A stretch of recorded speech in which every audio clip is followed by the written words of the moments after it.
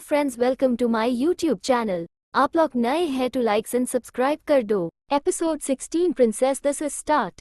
जिसे सुन सुहाना बोली, तुम्हारी लाडली सही बोल रही है, तुम्हारी उस पेरिस से लाई बॉय डॉल के बिना उसे कहा रात को नींद नहीं आती है, फिर वो हमें रात भर परेशान करेगी। जिसे सुन वंश भी अपनी मुंडी हाँ में हिला देता है और वह आयश को अपनी गोद से नीचे उतार बोला, जाओ प्रिंसेस जल्दी से लेकर आना। जिसे सुन आयशा खुशी से अपनी मंडी हिला हॉल के अंदर भागी।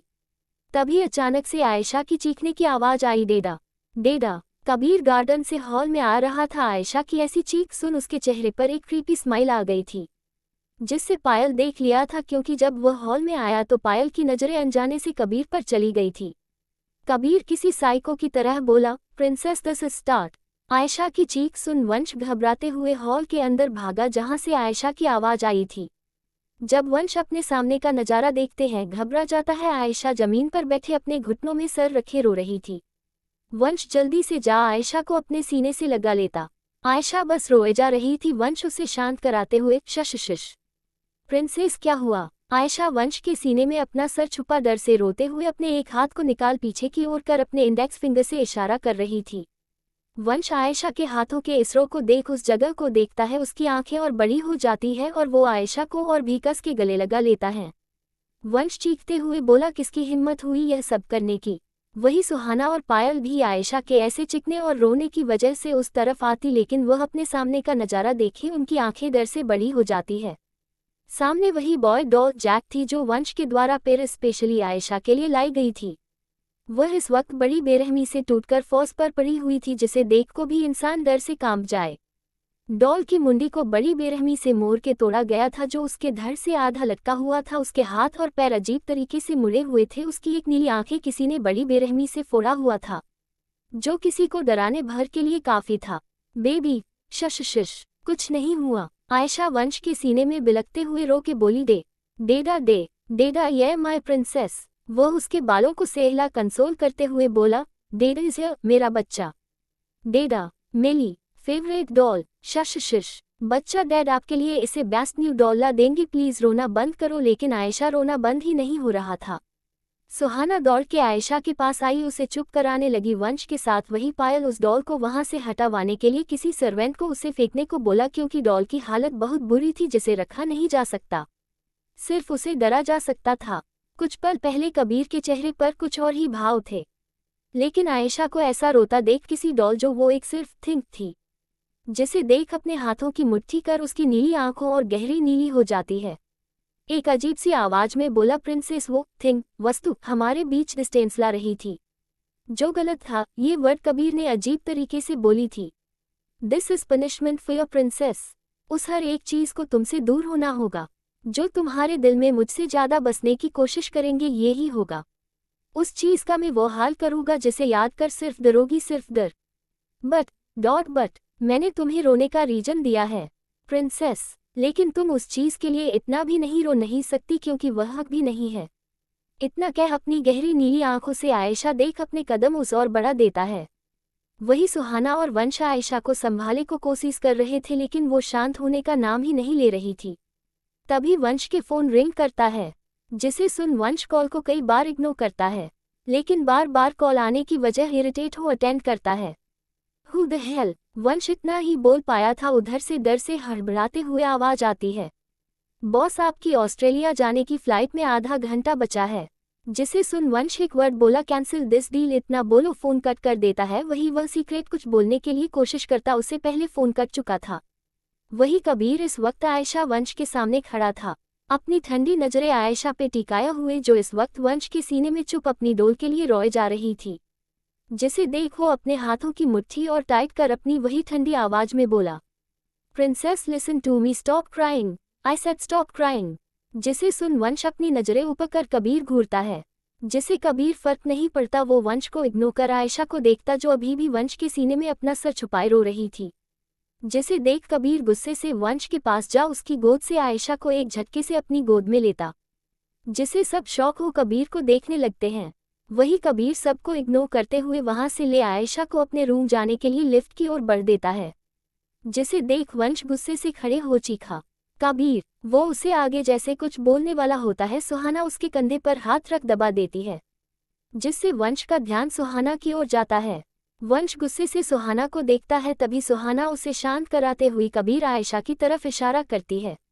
जहां कबीर आयशा के बालों को सहला रहा था, वही आयशा उसे रोते हुए शिकायत कर रही थी। उसे इस वक्त कबीर के साथ रहने दो, तुम अच्छे से जानते हो वो उसे अच्छे से संभाल सकेगा। सुहाना की बातें सुन वंश की हाथों की मुट्ठी बन जाती है। वही वंश का फोन रिंग करना बंद नहीं हुआ था, जिसे देख सुहाना उसे समझाते हुए बोलती है, तुम्हें ऑस्ट्रेलिया चले जाना चाहिए। जिसे सुन वंश घूर के सुहाना को देखता है। मैं जानती तुम्हारी ये मीटिंग कितनी इम्पोर्टेंट है, और तुम अच्छे से जानते हो कबीर अपनी प्रिंसेस को अच्छे से संभाल सकता है। जिसे सुन वंश की हाथों की मुट्ठी बन जाती है। वो गुस्से से अपने फोन को रिसीव कर सुहाना को इग्नोर कर वहां से चला जाता है। जिसे देख सुहाना पायल को बाय बोल वंश पीछे भागी। वही पायल हॉल में खड़ी उस जगह को देख रही थी, जहां पर डाल देनियर तरीके से पड़ी हुई थी, जिसे अब सर्वेंट द्वारा हटा दिया गया था। पायल उस जगह को देखते हुए धीरे से बुदबुदाई, कबीर का रूम। कबीर इस वक्त अपने ब्लैक लेदर के किंग साइड सोफे पर आयशा को अपने गोद में लिए बैठे हुआ था। अपने सर को टेढ़ा कबीर की गहरी नीली आंखों से इस वक्त डीम येलो लाइट की रोशनी में आयशा के रोते लाल चेहरे पर थी, जो रोने की वजह से पूरा लाल हो चुका था। साथ ही उसके कान भी पूरे लाल हो चुकी थे।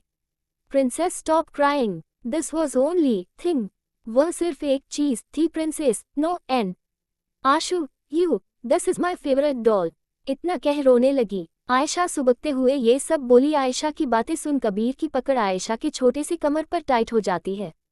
उसे शांत न होता देख कबीर गुस्से से उसके आंसू से भरे लाल चेहरे को अपने दोनों हाथों में थाम उसके चेहरे को अपने सामने कर उसके कैपते हुए गुलाबी होंठों को सर टेढ़ा कर अजीब नजरों से देख अपने अंगूठी उसके निचले होंठ को रब करते हुए नीचे झुक उसके छोटे होठों को अपने बड़े सख्त होंठ से पैक कर छोड़ देता है। जिसे महसूस कर आयशा की आंसू से भरी छोटी आंखें बड़ी हो जाती है। वो टुकुर टुकुर अपनी गीली काली आंखों say that for today Kabir psycho pan start. और इतनी मेहनत से चैप्टर लिख कर दो, लेकिन आप लोग बस आते हैं, पढ़ते हैं और चले जाते हैं। ये बिल्कुल अच्छा नहीं करते। आप लोग लाइक और कमेंट जरूर दिया करिए, वरना जबरदस्ती वाला प्यार आप सभी ने जरूर पता होगा। ये फेमस स्टोरी है write by craziness. Episode 17 caring Kabir. वह सिर्फ एक चीज थी princess, no end. Ashu, you, this is my favourite doll. इतना कह कबीर के सख्त सीने अपना सर घुसा उसके ब्लैक शर्ट में अपने फेस को रब करते हुए रोने लगी।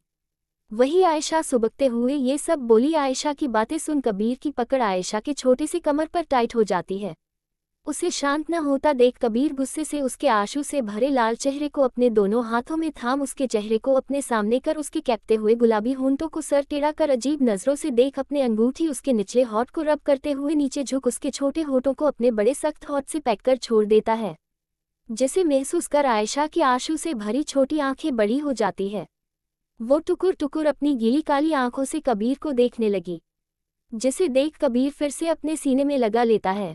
सोफे पे लिन हो आयशा की पीठ से हिलाने लगता है। आयशा अपने गीले नाक को कबीर के ब्लैक शर्ट में पोंछ सुबकते हुए बोली, आशु, यू, हम प्रिंसेस। तुम्हें पता है Ashu, jack doll look like you, that's why I love him so much. जिसे सुनते ही कबीर के हाथ आयशा की पीठ से हिलाते हुए रुक जाते हैं। हिम ब्लू आइज इतना कह सुबकते हुए रोने को हुई। Shush princess, stop talking. No dot but I want to talk Ashu. इतना कह अपने रोते हुए चेहरे पर क्यूट सा पाउट बनाती है और फिर से अपनी बेटी नाक को कबीर के सर में अच्छे से पोंछते हुए कुछ देर ऐसी बड़बड़ाते हुए आयशा कबीर के सीने पर सर रखे ही सो गई। कबीर की इंटेंस नजरें आयशा की सोते हुए लाल चेहरे पर ही हर वक्त थी। कबीर अपने इंडेक्स फिंगर से आयशा के चेहरे के हर एक फीचर को अजीब तरीके से टच करते हुए सहला अपनी सर्द भरी आवाज में बोला, प्रिंसेस। आह सॉरी। कबीर अपने इंडेक्स फिंगर से आयशा की आइज को टच कर सहला, तुम्हारे इस आंखों में आंसू लाने के लिए, बट उस थिंग चीज के लिए नहीं। अपनी आंखों में अजीब से भाव लिए अपने इंडेक्स फिंगर पर अपनी नजरें टिका। अपने इंडेक्स फिंगर को आयशा की आंखों से ले उसके नोज और लिप्स को अजीब तरीके टच करते हुए अपने इंडेक्स फिंगर को नीचे की ओर बढ़ा आयशा की गर्दन से हो लेफ्ट चेस्ट पर पहुंच रुक जाता है। अपने इंडेक्स फिंगर को हार्ट वाली एरिया पर टैप करते हुए अपना सर टेढ़ा कर अजीब सी आवाज में बोला, तुम्हारी इस दिल में जो भी जगह लेने की कोशिश करेगी, I will do worse to him than this. मैं उसके साथ इससे भी बुरा करूंगा। इतना कह अपनी नीली आंखों में एक अजीब से भाव लिए आयशा के पूरी चेहरे को निहारने लगता। तभी उस शांत रूम में फोन की रिंग करने की आवाज गूंजी है। जिसे सुन कबीर की नीली आंखें फिर से इमोशनलेस हो जाती है। वही फोन की रिंग की आवाज से आयशा नींद में ही कसमसाने सी लगी थी, जिसे देख कबीर उसके सर के बाल को सहला शांत करने लगता है। आपने पेंट के पॉकेट से अपने फोन को निकाल आईडी नेम देख अपने वही सर टोन में बोला हम। तभी फोन के दूसरे तरफ से जानी पहचानी आवाज आई, बॉस मीटिंग 5 मिनट में स्टार्ट होने वाली। इतना बोल फोन की दूसरी तरफ वाला इंसान चुप हो जाता है, जिसे सुन कबीर अपने ठंडे भाव में बोला और इतना कह कबीर फोन काट देता है। कबीर आयशा के सोते हुए मासूम चेहरे को देखते हुए आयशा को अपने सीने से थोड़ा दूर करने की कोशिश करता है, लेकिन आयशा वैसे ही नींद में बड़बड़ाई, डेडा निनी आई। इतना कह अपना सर कबीर के सीने में धंसा उसके की शर्ट को अपनी नन्ही नन्ही मुट्ठी में भरकर उसके सीने से चिपक कबीर को कदल कर फिर से सो जाती है, जिसे देख कबीरा अपनी आंखें छोटी कर आयशा को देखने लगता है। कुछ वक्त बाद कबीर अपने किंग साइज सोफे पे राजा की तरह बैठा हुआ था। उसके चेहरे पर ब्लैक मास्क लगी हुई थी। उस ब्लैक मास्क के साइड में छोटा सा ईगल बना हुआ था और उस ईगल के सर पर क्राउन था जो एक लोगो था। कबीर की गहरी नीली ठंडी आंखें लैपटॉप की स्क्रीन को देख रही थी। कॉफी टेबल पर रखी लैपटॉप स्क्रीन में इस वक्त वीडियो कॉन्फ्रेंस कॉल मीटिंग चल रहा था। लैपटॉप की स्क्रीन में एक मीटिंग रूम शो हो रहा था, जहां अलग अलग देश के लोग सूट पहने मीटिंग रूम में बैठ नजर आ रहे थे। उनमें से कई सूट पहने लोग देखने में बड़े ही खतरनाक नजर आ रहे थे, जैसे कि कई अदर कंट्री के माफिया या गैंगस्टर। उन सभी की नजरें इस वक्त मीटिंग हॉल में चल रहे प्रोजेक्टर को बड़ी गौर से देख रहे थे। उस प्रोजेक्टर में अलग अलग गन राइफल के बारे में बताया जा रहा था, उसके न्यू फीचर्स, जो उनमें क्या अलग चीज़ है जो उन्हें खास बनाती है, जिसे बाहर कंट्री से आए लोग बड़े ही ध्यान से देख रहे थे। तभी उस मीटिंग रूम के प्रोजेक्टर में कबीर की लाइव वीडियो कॉल की फुटेज शो होने लगती है। उन्हें कबीर को देख थोड़ा अजीब लगता है, लेकिन कबीर की ठंडी आवाज़ सुन उनका ध्यान कबीर के बातों पर चला जाता है। कबीर अपने ठंडी आवाज़ में बोला, ये हमारे खास टॉप 5 वेपन में से एक है। हर एक वेपन के सिर्फ 4 से 5 प्रोडक्शन किए गए। कबीर उन्हें गन के कुछ खास न्यू फीचर्स के बारे में ठंडे भाव में बताने लगा। डेडा गर्मी। तभी किसी की क्यूट सी आवाज़ उस मीटिंग रूम में आई, आह इसे हटाओ डेडा गर्मी। ये आवाज़ और कहीं नहीं कबीर के वीडियो कॉल से आ रही थी।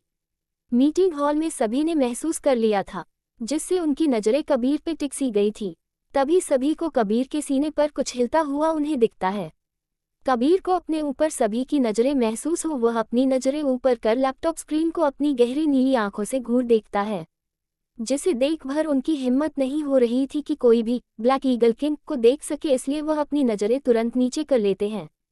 वही कबीर की नीली आंखें अपने सीने पर चले जाती, जहां पर ब्लैक ब्लैंकेट से कुछ छोटा सा ढका हुआ था। डेडा गर्मी लग रही है। इतना कह वो अपने ऊपर से उस ब्लैंकेट को हटाने की कोशिश करती है, जिसे देख कबीर की नीली आंखें छोटी हो जाती है।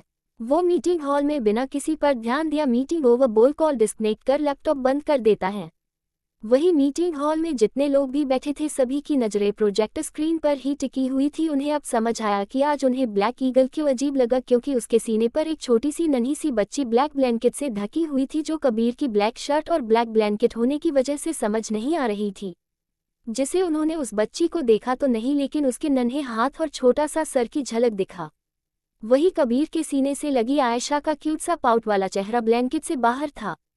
अब ब्लैंकेट हट जाने से वो अब आराम से कबीर के सीने पर सर रख सो रही थी, जिसे वो और भी ज्यादा क्यूट लग रही थी। कबीरा उसके हल्के पसीने भरे चेहरे को एकटक देख उसके आधे चेहरे को ढक रहे बालों को उसके चेहरे से हटा। उसके सोते हुए क्यूट से चेहरे को देख एक स्माइल कर उसके हल्के पसीने से भरे माथे पर किसकर दूर हो जाता है। आयशा को अपनी गोद में अच्छे से एडजस्ट कर अपने ब्लैक ब्लैंकेट से उसे फिर से ढंग से कवर करता है, लेकिन आयशा फिर से नींद में उसे अपने शरीर से अपने नन्हे हाथों से हटा नींद में धीरे से बोली, आह डेडा गर्मी। इतना कह अपने शरीर से फिर से ब्लैंकेट गिरा देती है, जिसे देख कबीर की आंखें छोटी हो जाती है, लेकिन उसके पसीने से भरे चेहरे को देख एक आह भर एक नज़र कांच के कॉफी टेबल पर देखता, जहां पर ऐक का रिमोट रखा था। वो रिमोट ले ऐक का टेम्परेचर एक कम करता है। आज कबीर के रूम का टेम्परेचर आयशा की वजह से नॉर्मल था, वरना कबीर ठंडे की नेचर रूम का टेम्परेचर ठंडा रहता था। कबीर एक बार फिर से उसे कवर कर आयशा के चेहरे को इस बार कवर न कर उसे अपने एक हाथ से ब्लैंकेट के ऊपर से आयशा बाजू से लपेट लेता है, दूसरे हाथ से आयशा के छोटे कमर पे लपेट उसे कदल कर लेता, जिससे आयशा अपने ऊपर से ब्लैंकेट न गिराए और खुद भी कबीर गोद से न गिरे। कबीर एक नज़र उसके ब्लैंकेट से बाहर निकले क्यूट स्लीपी सोते चेहरे को जी भर देख कबीर सोफे पर लिन्हो छत की वाइट सीलिंग को देखने लगता है। Princess, I don't know what is this feeling but you are only mine. इतना कह वाइट सीलिंग को देखते हुए सोफे पर लिन्हो अपनी आंखें मूंद लेता है। सुबह का वक्त 8 बजे कबीर का रूम। सुबह की धूप की किरणें उस रूम के बड़े से ग्लास विंडो से उस रूम में आ रही थी, जो सोफे पर सो रहे 2 लोगों पर पड़ रही थी। इस वक्त कबीर वैसे ही सोफे में लीन हो बैठा सो रहा था तो वही आयशा अपने दोनों हाथों से कबीर को पकड़ा उसके सीने पर सर रख सो रही थी। आयशा के ऊपर से वह ब्लैक ब्लैंकेट सड़क के अब नीचे गिर चुका था। तभी रूम का डोर नॉक होने की आवाज आती है, जिसके आहट भर से कबीर की आंखें खुल जाती है। वह अपनी आंखें खोल सर नीचे कर एक नज़र अपने सीने की ओर देखता है, जहां आयशा कबीर को अपना बेड समझ बड़े आराम से सो रही थी, लेकिन रूम के नोक की आवाज से वह थोड़ा कसमसाने सी लगी थी, जिसे देख कबीर पीठ को सहलाने लगता है, जिससे आयशा शांत होने लगी थी। तभी रूम के बाहर से पायल की आवाज आती है, कबीर बेटा जल्दी नीचे आओ, ब्रेकफास्ट रेडी है। जिसे सुन कबीर अपने नॉर्मल टोन नींद से भरी भारी आवाज में बोला, yes mom I am coming. Kabir को अपने रूम में किसी सर्वेंट का आना पसंद नहीं था, इसलिए पायल आई थी। पायल फिर से बोली, हाँ आयशा को भी अपने साथ ब्रेकफास्ट के लिए लेते हुए आना। इतना कह पायल वहां से चली जाती है। कबीर की नीली आंखें इस वक्त हल्की लाल आंखें हो चुकी थी। रात भर आयशा को अपने सीने पर सोता हुआ निहारते उसने अपनी आंखें सुबह के 6 बजे बंद की थी। कबीर की नजरें आयशा पर चली जाती है, जो उसके सीने पर बड़े आराम से सो रही थी। आयशा ने अपने छोटे छोटे हाथों और अपने दोनों छोटे छोटे पैरों से कबीर को जकड़ा हुए कदल कर उसे बेड समझ बड़े आराम से कबीर के सीने पर सर रख के सो रही थी। कबीर आयशा के चेहरे को अपने अंगूठे से सहलाते हुए बोला, good morning princess, wake up. वही आयशा के कानों में जैसे कुछ सुनाई ना दिया हो, वो तो वैसे ही कबीर के सीने से लगे आराम से सो रही थी। कबीर उसके चेहरे पर आ रहे सारे बालों को कान के पीछे करते हुए बोला, princess I said wake up.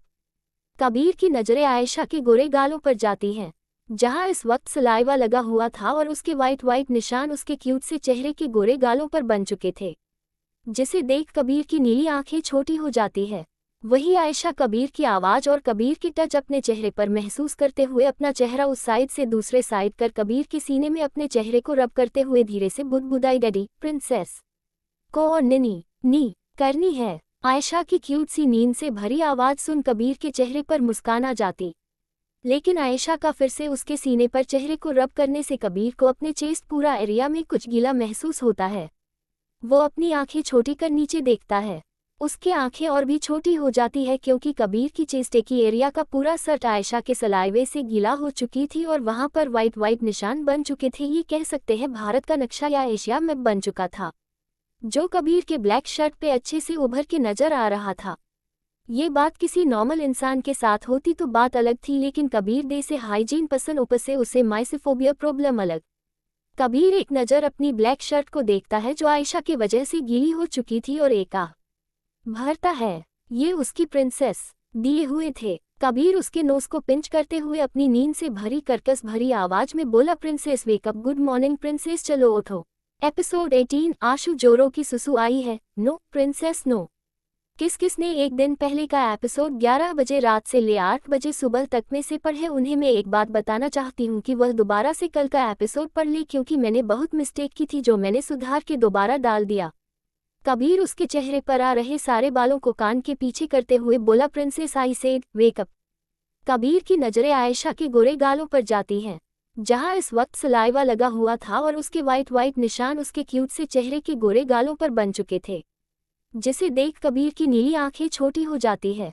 वही आयशा कबीर की आवाज और कबीर की टच अपने चेहरे पर महसूस करते हुए अपना चेहरा उस साइड से दूसरे साइड कर कबीर के सीने में अपने चेहरे को रब करते हुए धीरे से बुदबुदाई, डैडी प्रिंसेस को और नी करनी है। आयशा की क्यूट सी नींद से भरी आवाज सुन कबीर के चेहरे पर मुस्कान आ जाती, लेकिन आयशा का फिर से उसके सीने पर चेहरे को रब करने से कबीर को अपने चेस्ट पूरा एरिया में कुछ गीला महसूस होता है।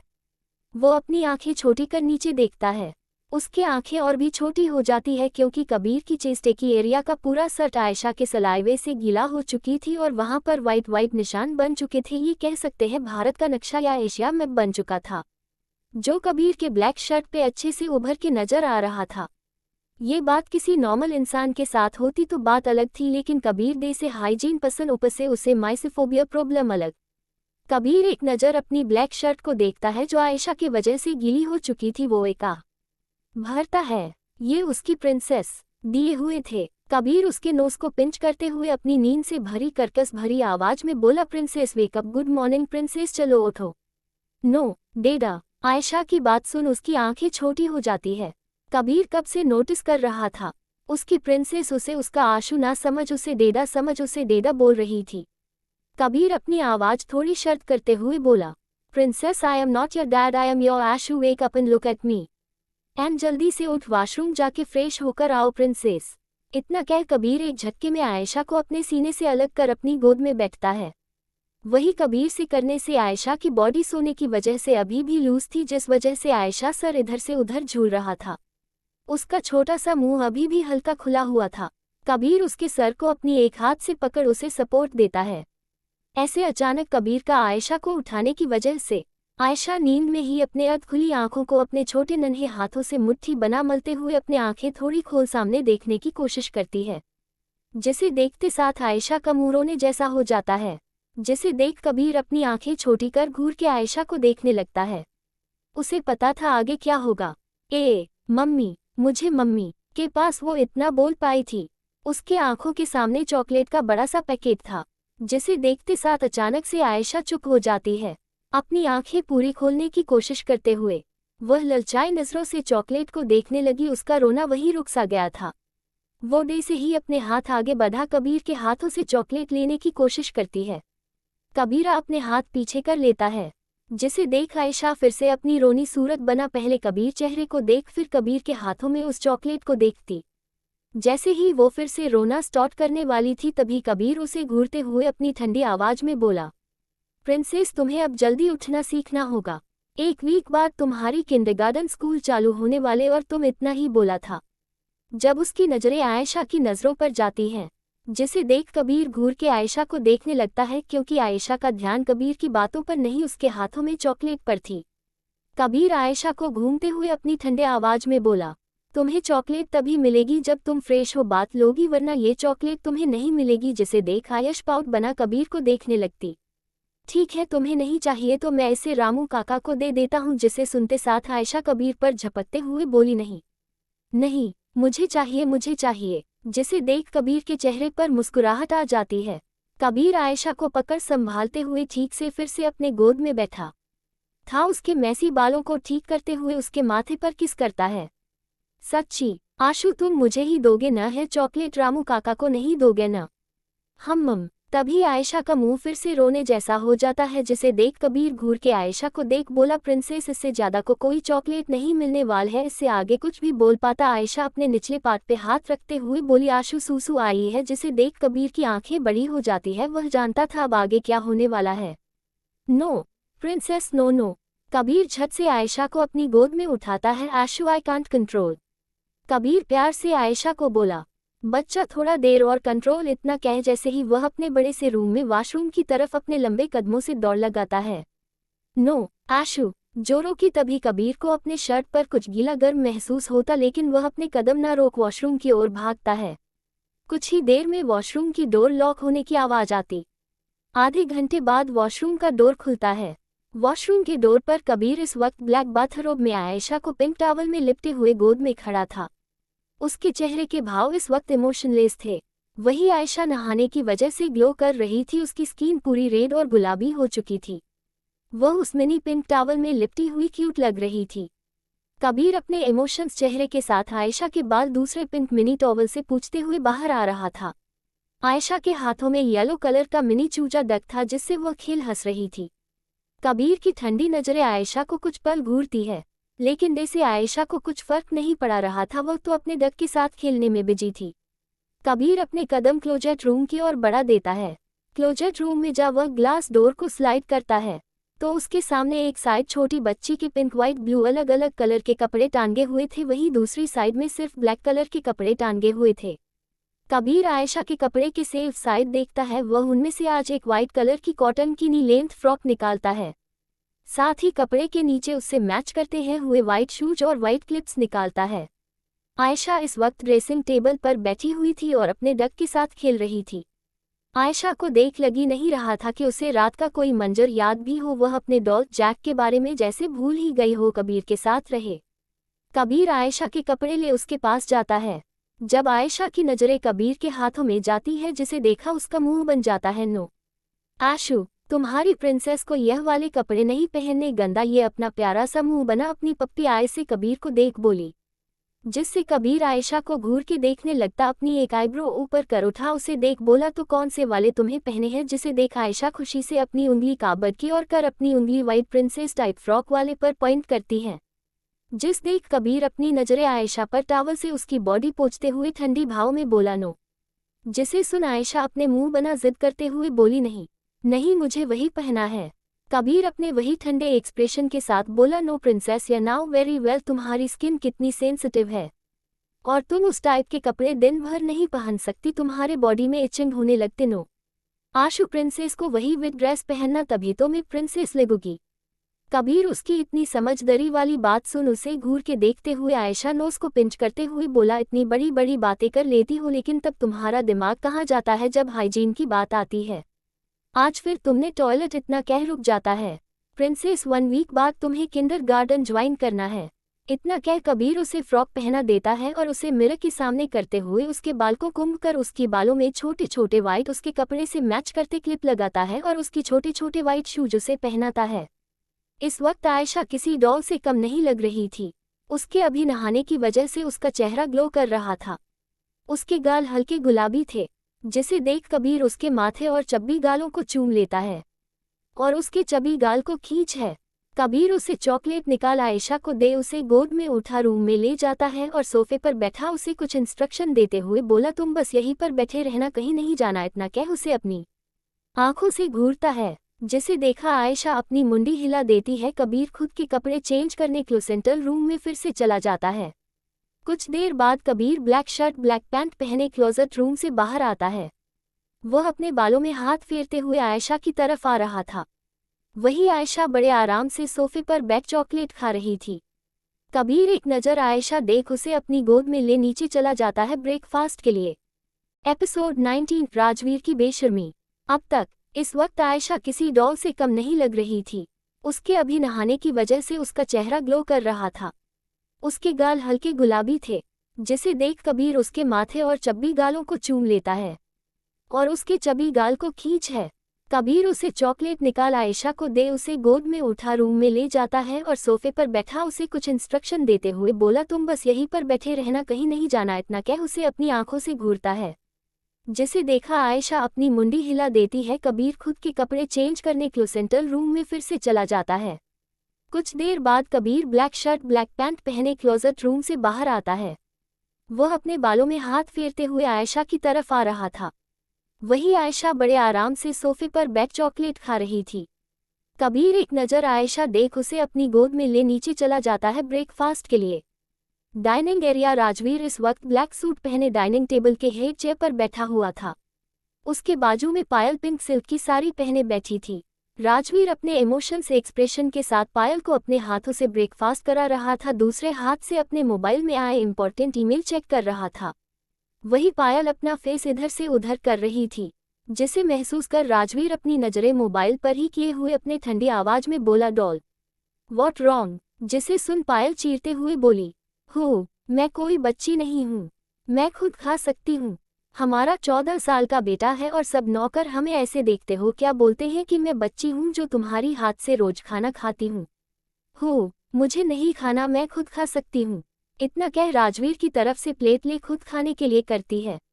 राजवीर पायल की बात सुन अपनी आंखें छोटी कर पायल को देखता है। अपनी वह ठंडे आवाज में बोला, डॉल आई डोंट केयर कि हमारा 14 साल का बेटा है और लोग हमारे बारे में क्या सोचते हैं, मुझे सिर्फ तुमसे मतलब है, सिर्फ मेरी डॉल से, और यह बातें मैं रोज रिपीट करना पसंद नहीं करूंगा। डॉल इतना बोल खाने का एक और बाइट ले पायल की ओर बढ़ा देता है।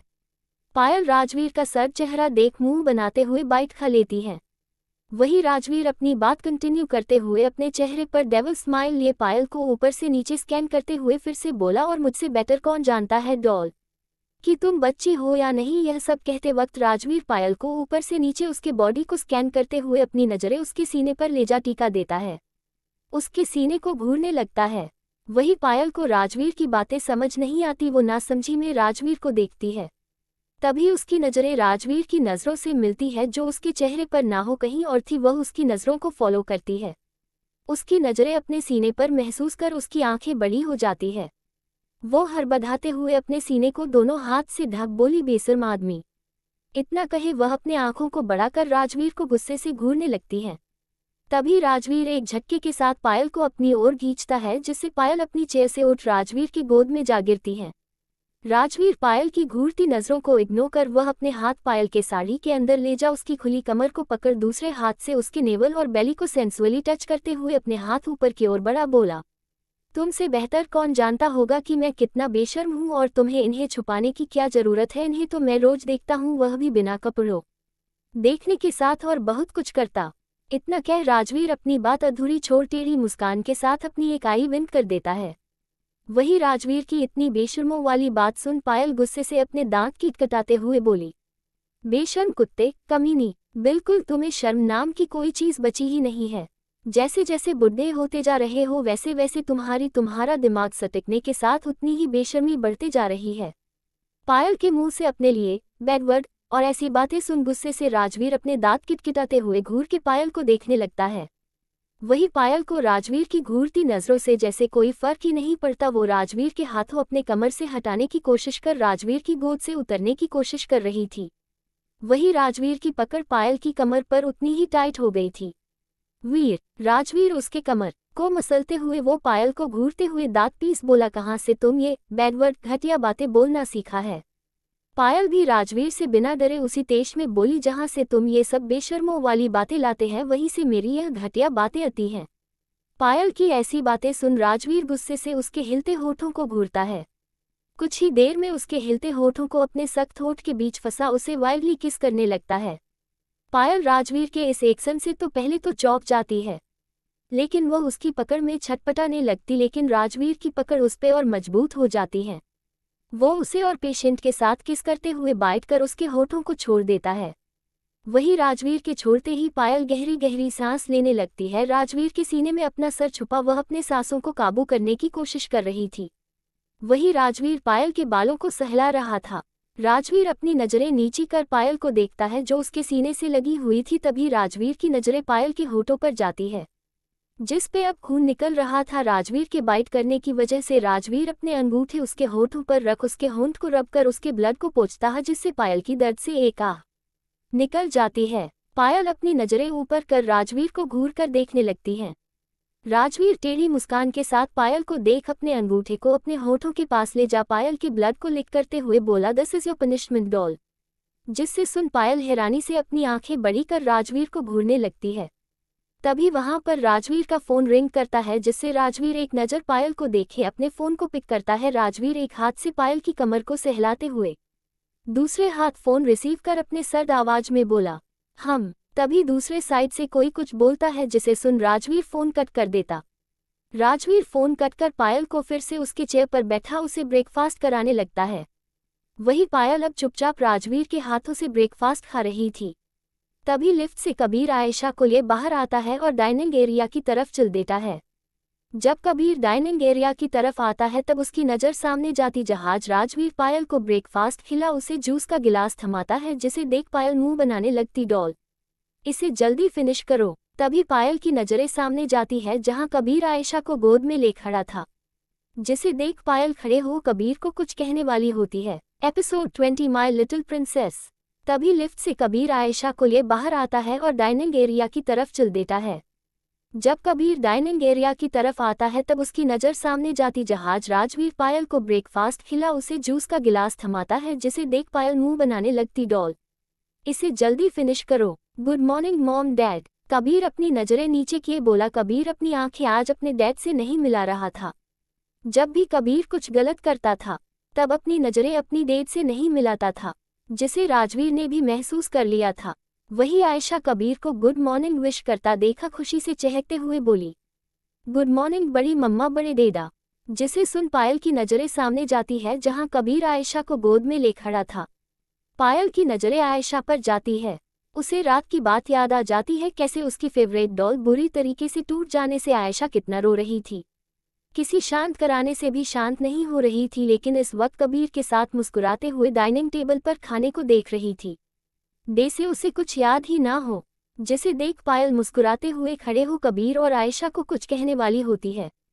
तभी राजवीर उसे फिर से चेयर पर बैठाते हुए अपने भावुक आवाज में बोला, डॉल तुम चुपचाप बैठ, अपने जूस को फिनिश करो। तभी पायल अपने हाथों राजवीर से छुड़ाते हुए बोली, छोड़ो मुझे वीर, कबीर को ब्रेकफास्ट देने दो। उसके बाद इतना बोल पाई थी कि जिसे सुन राजवीर पायल को घूरते हुए बोला, वो अब बड़ा हो गया, वो अपने काम खुद कर सकता है, तुम्हें सिर्फ मुझ पर फोकस करना चाहिए। जिसे सुन पायल घूर के राजवीर को देखती है।